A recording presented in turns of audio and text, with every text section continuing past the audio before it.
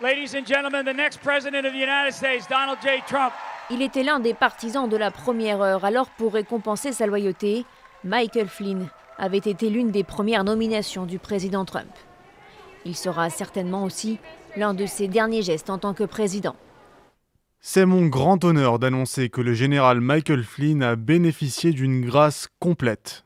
Réponse de l'intéressé, un drapeau américain et ce verset de la Bible. Ils te feront la guerre, mais ils ne te vaincront pas. Michael Flynn n'a passé que 22 jours dans les habits du conseiller à la sécurité nationale.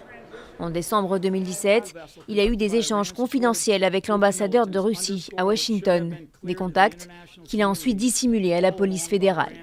Il décide donc de plaider coupable de parjure et de coopérer avec les enquêteurs.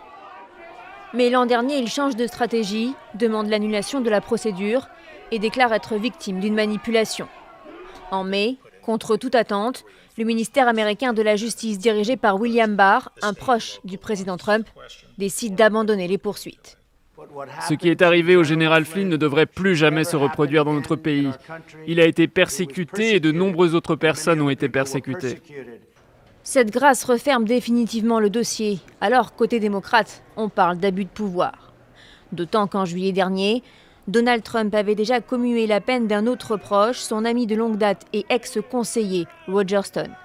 Condamné lui aussi pour avoir tenté d'influencer des témoins et pour avoir menti au Congrès dans le cadre de l'enquête russe.